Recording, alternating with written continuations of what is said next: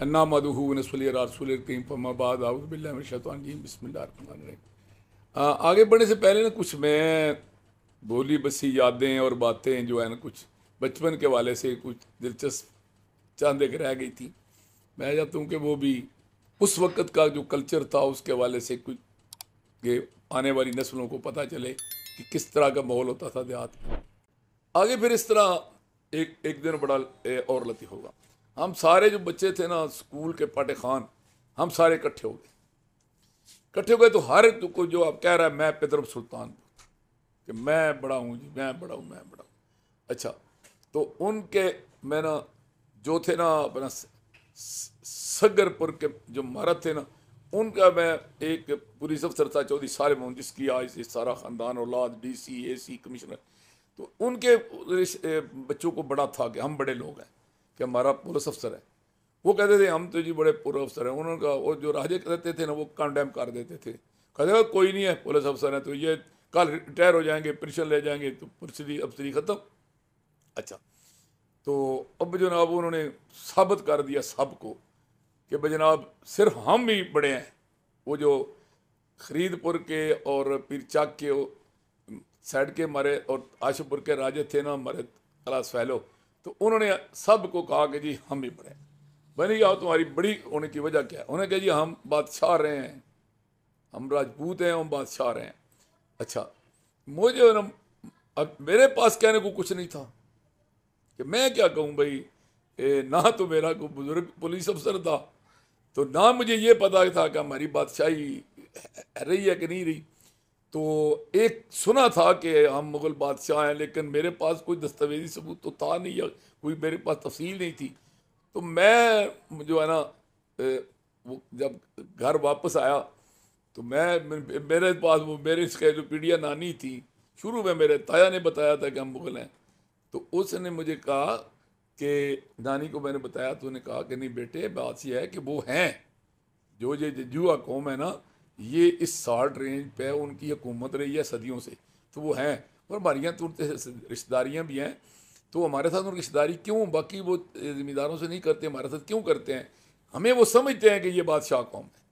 तो तुम लोग मुग़ल बादशाह हो, तो तुम कोई राजपूतों से कम हो? अच्छा, मैंने कहा अच्छा ठीक है जी। अब मेरे दिमाग में ये बात बैठ गई कि शायद हम भी राजपूत हैं। तो मैंने क्या किया कि अब वो ना अपनी स्लेट पे ना मोटा सा लिख दिया नाम के आगे मुग़ल फफरार राजपूत, और वो ऐसे स्लेट क्लास में रख दी। तो वो मेरे जो उस्ताद थे ना मास्टर यूसुफ साहब, उन्होंने कहा वो ये नई कौम कौन सी है यार, मुग़ल फफरा वाली तो ठीक है, मुग़ल किधर और राजपूत किधर? मैंने कहा जी ये कहते हैं हम बादशाह हैं। तो मुझे नानी ने बताया कि तुम भी बादशाह हो। तो उन्होंने कहा बादशाह होने के लिए राजपूत होना तो ज़रूरी नहीं है। और उन्होंने बुला लिया मुझे, अब क्लास बाकी जो है ना उसको रहने दो, ये तुम जो 3-4 लड़के हो ना राजे, जिनको ये खनास है कि बड़े हम बड़े लोग हैं वो, और जो ये मैं तुम ऐसे फपरे हैं वो आ जाओ। मास्टर यूसुफ साहब बड़े डाढ़े भी थे और बड़े इल्म वाले थे, बड़े नेक भी थे, जमात इस्लामी के साथ उनका तल्लक था। तो उन्होंने कहा भाई यार बात सुनो, जिस हद तक तल्लक है ना तुम्हारे राजपूतों का, जजुओं का, तुम असली और नस्ली राजपूत हो, और ये इलाका तुम्हारी राजधानी था, जंजू मार की तुम औलाद हो, यहाँ सिकंदर आज़म के ज़माने से तुम्हारी हुकूमत थी। लेकिन ये जो मुग़ल है ना इनका तुम्हारे एहसान भी है, लेकिन तू राजपूत नहीं है भाई। जब उन्होंने कहा तू राजपूत नहीं है तो मुझे बड़ा अफसोस लगा, मैं तुझसे छोटा हूँ। उन्होंने कहा नहीं नहीं, तू छोटा छोटा नहीं है, राजपूत हिंदुस्तान के बादशाह है, मुग़ल दुनिया के बादशाह है। मेरे इसका मतलब मेरा स्टेटस ज़्यादा है। तो उन्होंने कहा भाई एक भाई आप लोगों का दोनों का एक दूसरे पर एहसान है। उन्होंने ना मैच बराबर कर दिया। मैंने कहा जी क्या एहसान है? उन्होंने कहा एक एहसान ये है कि जब तुम्हारे अबा अजदाद इस इलाके में आए ना तो ये इलाका जजुओं का था, तो आपने जो स्टेट कायम की है ना जजुओं के इलाके में कायम की है, तो एक तरह का इनका ये एहसान है आप लोगों पर। ये जो फपरा स्टेट तुम्हारी थी, ये जंजुआ ही स्टेट का ऐसा थी, तो उन्होंने गिफ्ट की थी आप लोगों को। तो दूसरा जो एहसान भाई इनका आप पर है कि अगर ये ना आते ना, ये मुग़ल ना आते, तो तुम्हारा ये नाम तारक, निशात, औरंगज़ेब ये नाम ना होता, तुम्हारा नाम होता घसीटू मल, मेहता राम। तुम लोग हिंदू होते। तो हमारी उन्होंने सुलह करा दी। अच्छा, वो सुलह ऐसे हुई कि हमारी तो दोस्ती पहले भी थी और ज़्यादा दोस्ती होगी। तो वो आज भी निशात फौत हो गया, मुझे उसका बड़ा दुख है। बड़ा मेरा प्यारा दोस्त था। औरंगज़ेब आज कल बहुत सीनियर वकील है हाई कोर्ट इस्लामाबाद का, और उसकी बच्चियाँ बच्चे आला तालीम याफ्ता हैं, और वो बड़ा अपने मौजी परहेजगार मौलवी टाइप है मेरी तरह, और मेरे साथ उसके भाई की तरह तल्लक है। तारक जो है वो हमारा एयरफोर्स से रिटायर्ड है, बड़े उसके साथ अच्छे तल्लक है। तो ये हमारे दरमियान ना एक उन्होंने हमेशा के लिए जो था ना ये फासला ये ख़त्म कर दिया। यही वजह है कि बावजूद इसके कि मैंने दारापुर ख़ानदान जो जजू है उनके साथ जो मुकाबला मैंने इलेक्शन लड़ा है, मैं राजा अफजल की मेरी बड़ी मुखालफत रही है, उन्होंने की मेरे साथ बड़ियाँ ज़्यादतियाँ भी हैं। इसके बाद वो जजुआ के बारे में मेरा कॉन्सेप्ट जो है ना वो बड़ा क्लियर है कि ये जो शुमाली पंजाब है ना, इसमें असल राजपूत जो हुक्मरान, राजपूत कोई भी हो सकता है, लेकिन जो राजा राजपूत हैं वो सिर्फ दो कौमें हैं। वो एक ये आपके इलाके में सरामगीर से शुरू होते हैं और कश्मीर तक जाते हैं चिब राजपूत, ये असल में उस अजीम जर्नैल पुरुष की औलाद है, उस नस्ल से हैं।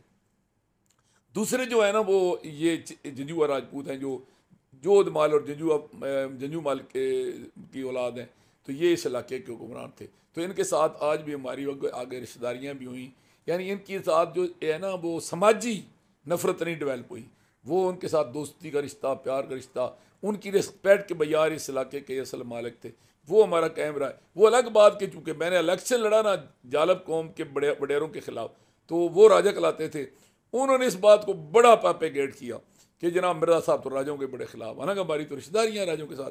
अच्छा, अब ये वो उनके खिलाफ किस हद तक हक बजाना भी थे कि वो लोगों के साथ बड़ा उनका सलूक गलत था। मैं कहता था कि नहीं यार, जिसकी इज़्ज़त है उसकी इज़्ज़त रहनी चाहिए, लेकिन जो लोगों की इज़्ज़त नहीं है ना, जिनको कम तर समझा जाता है, उनको भी इज़्ज़त देनी चाहिए। ये क्या आदम अलैहिस्सलाम की औलाद है सारे, तो सब बराबर हों। ये क्या है कि एक बंदा बैठे, तो मेरी तकरीर जो थी ना वो आज तक उनको नहीं भूली। मैं कहता था कि ये हमारा जो इलाका है इसको 7 दर्जों में तकसीम किया गया। एक सोफे पर बैठा है, एक जनाब कुर्सी पर बैठा है, एक पलंग पर बैठा है, एक चरपाई पर बैठा है, एक जनाब बूढ़े पे बैठा है, एक जनाब बिंडे पे बैठा है, एक पीढ़ी पे बैठा है, एक ज़मीन पर बैठा है। तो 7 हिस्सों में इंसानों को क्यों तकसीम किया गया? और अगर तुम लोग नहीं बेदार होगे, तो तुम इंसान अपना हकूक नहीं लोगे, तो नतीजा क्या है, तुम्हारा 8वां दर्जा होगा, तुम्हें ज़मीन में खड्डा खोद के टोया उतार कर बैठना पड़ेगा। तो वो जिन को ये डैमेज होता था ना, जिनका स्टेटस, वो मुझे फिर वो अपनी मर्जी का तर्जमा करते थे कि ये हमारे बड़ा मुखालफ है, ये हमारे बड़ा मुखालफ, ये हमारे मुखालफ। हालांकि मैं तो किसी के साथ भी मुखालफ नहीं, बल्कि मेरे तो बाप ने 302 का जो केस बनवाया अपने ऊपर, वो एक जालब कौम के बुजुर्ग राजा सफदर खान के पीछे बनवाया। तो लेकिन ये है कि वो मैं आज तक मेरे बारे में ये आप भी जाकर किसी से पूछें, वो कहेंगे ये राजों का बड़ा मुखालिफ है। मैं राजों के ख़िलाफ़ नहीं, मैं ज़ालिमों के ख़िलाफ़ हूँ। वो ज़ालिम राजे हों, सैयद हों, मलक हों, मिर्ज़े हों, चौधरी, उस ज़ालिम का कोई भी नाम हो, मैं ज़ालिम के ख़िलाफ़ हूँ जो इंसानों को इंसान नहीं समझता। तो ये बचपन में अजीब सा हमारा इस कल्चर में हम जो है ना पले बड़े, और एक तरफ मोहब्बतें थीं और एक तरफ नफ़रतें थीं।